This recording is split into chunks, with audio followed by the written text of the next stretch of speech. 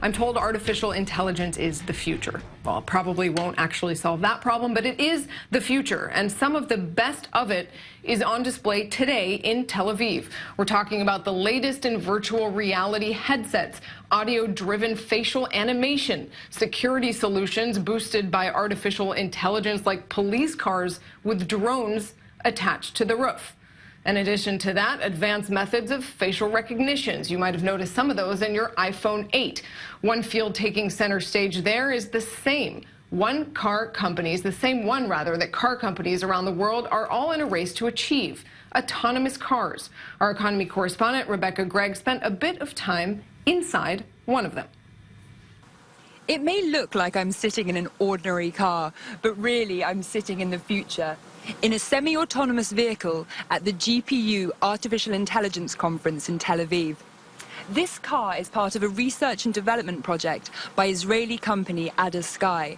And as you can see from this rather impressive-looking dashboard, we have thermal sensors that detect movement regardless of the weather conditions and the lighting conditions. And technology like this will soon be available in family cars, and eventually with the long-term hope of being available in self-driving vehicles. And this and other kinds of technology in cybersecurity and smart cities are the kind of things that I'm seeing in Tel Aviv today. Rebecca Gregg, GBU Conference, Tel Aviv.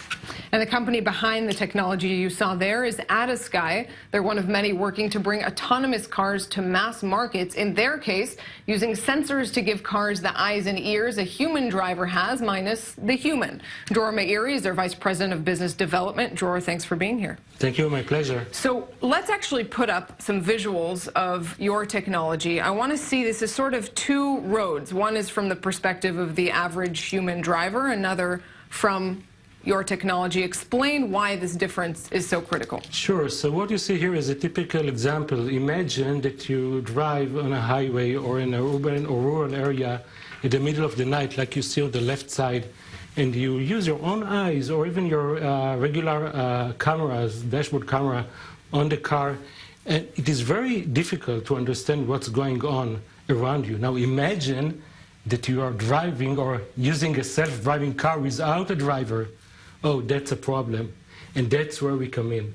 With our solution, we can enable the car to understand in a very good way what's going on around it, its surroundings, at any weather, at any lighting condition. This is an example of going into a tunnel. And as you probably experience, each one of you, you're blinded by the changes in lighting condition, by the darkness when you enter into a tunnel, or by the sudden light, the sudden sun when you get out of the tunnel, as you can see here. What kind of senses in particular do these sensors actually have so that they can not only replicate a human driver, but maybe, as you suggest, take it a step further? So indeed, these are senses that we as human beings don't have.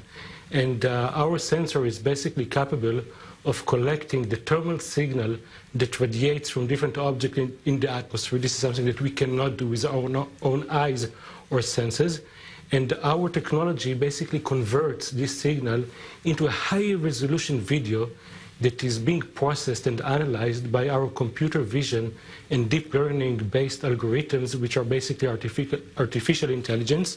And that enables us to provide the vehicle all the necessary information in order to take the right decision. So those might be senses that humans don't have and that can help make road safety that much safer. But there are plenty of senses that humans do have that are important to driving, whether it's just getting a sense of how the driver next to you is thinking or what they're about to do. Is artificial intelligence ready to deal with those issues? So this is a very good point. I think that the gestures and interaction between the human being, especially in intersections and stuff, that is something which is very important, especially in places like Israel, that nobody really obeys the rules. However, I think that the technology, regardless of the sensors, the vehicle-to-vehicle and the vehicle-to-infrastructure technology that is also developed by many other companies, is going to enable this kind of interaction. And eventually, even in, I think, 10, 20 years from now, I think there will be no traffic lights.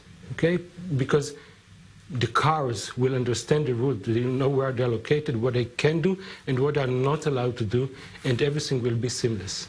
Your best estimate, real quick, how far off do you think the time is where we're all on our smartphones or reading a book while our cars drive us around? So there are some leadership moves by companies, mainly in the US. Already today, you can see in California many self-driving cars. When you and I will be able to use these cars for our own commute, that's a good question. I imagine that in the US it will be in about 5-6 years from now. And in the rest of the world, probably a few years afterwards. Nothing in technology terms. Dror Meiri, thanks very much for that. A strange future ahead of us all, much less human interaction, but more time to do other things while your car drives you around. That's it for us on Debrief. We'll be back here tomorrow, same time, same place, from our studios right here in the Jeff Report. Thanks for watching.